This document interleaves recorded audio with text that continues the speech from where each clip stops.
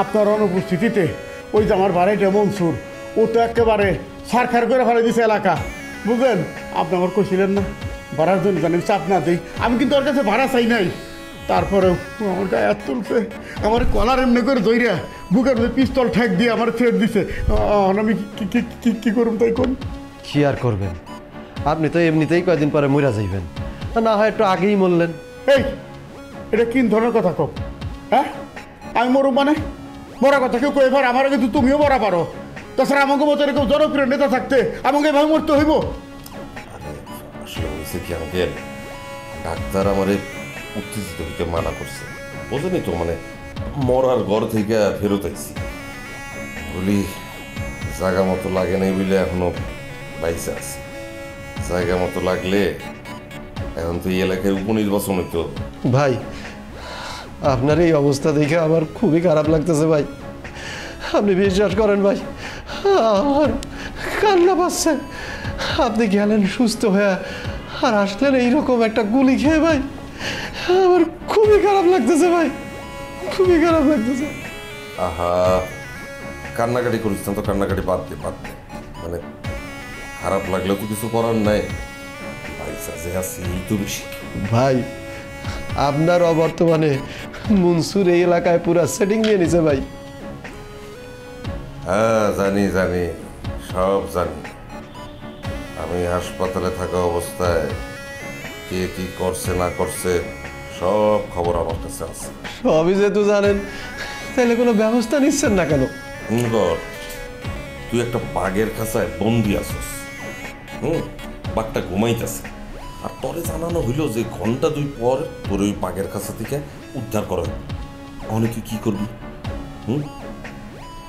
বাঘরে গিয়ে গুতে ঘুমের তুই উড়াবি, বাঘের লেঞ্জা লইয়া টানটানি করবি, বাঘের কানে কোচাবি, নাকি অপেক্ষা করবি যে তোরে উদ্ধার করা হয়? হ্যাঁ, অবশ্যই আমি অপেক্ষা করব, কারণ বাঘ উঠে গেলে তো আমি শেষ।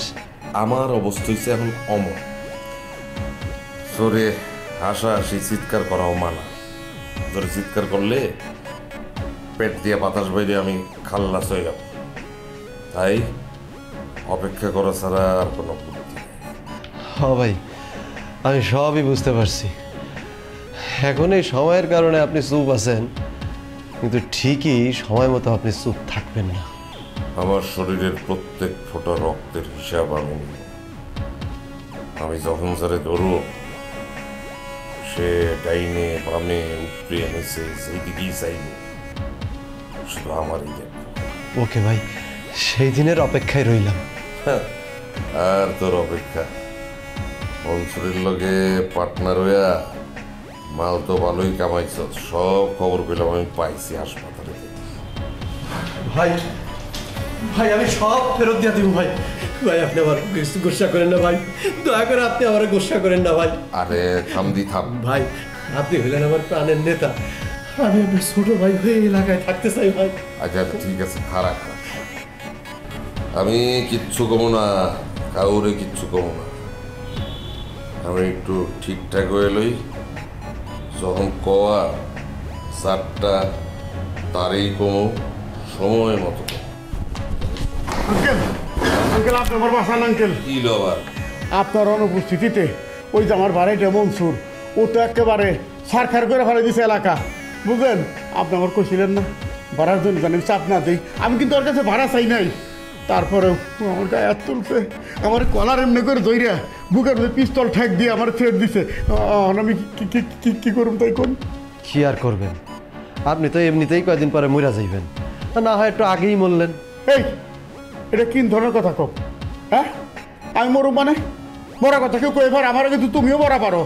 তাছাড়া আমাকে মতো এরকম জনপ্রিয় নেতা থাকতে আমাকে এভাবে মরতে হইব? আসলে হয়েছে কি আঙ্কেল, ডাক্তার আমার উত্তেজিত হইতে মানা করছে, বোঝেনি তো, মানে মরার ঘর থেকে ফেরত আইছি বলি জায়গা মতো লাগে নাই বলে এখনো বাইসে আছে। জায়গা মতো লাগলে এখন তো এই এলাকায় উপনির্বাচন হইতো। নির্বাচন ছাড়াই ও যে গ্রেডে উঠছে ও নাকি হ্যাঁ নিজেই কমিশনার হয়ে গেছে। আমি ভুল করছি না ঠিক করছি এটা আপনার জানার দরকার নাই, শুধু এইটুকু জানেন আমি আপাতত কিছুদিন রেস্টে আছে। সুস্থ হইতে যতদিন বাকি, এই কতদিন একটু গায়ে গুতা সহ্য করেন। আর আমি সুস্থ হইলে সব ব্যবস্থা করা হবে, সব সমস্যার সমাধান হয়ে যাবে। শোনেন, ওরে এমন পিটানি দিবেন উজানের ওষুধ বেচা না পারে। উদ্ধার কালে ওষুধ কিনাই না খাইয়া সুস্থ হইব। ওর কত বড় সাহস আমার কাবার বলে গুলি করে মেরে ফেলাইব। আমি ওরে কিছু কই না, আর আড্ডি গুটে আমি পিছিয়ে দিয়ে পারতাম। খালি আপনার সম্মানের দিকে তাকে আমি কিছু কই নেই, নাইলে আমি ওরে ওই চাচা, আপনার তো দাঁত এই নিক হয়ে গেছে, আবার কিটমিট কিটমিট করতেছেন কেন? আপনি এখন যান, ভাই তো বলছেই বিষয়টা দেখবে। আপনি কিন্তু নিজের একটু সেভে রাখেন, আবার মরে যায়েন না। আমি ওরুন না, আমি এখনো শক্ত আছি। ওই 2 পয়সার ওই চ্যাংরা আবার নটকা করবো। এই তো সাহস বাড়ছে। এই সাহস নিয়েই কয়টা দিন ফাইট করেন, বাকিটা আমি দেখতেছি। ঠিক আছে? আসেন। ভাই মনসুর কিন্তু একটু বেশি বুঝতেছে। বুঝতে দে, সময় মতো আমিও আবার সবাইকে সব কিছু বুঝাই দেব। আমি আলিম কোনো সময়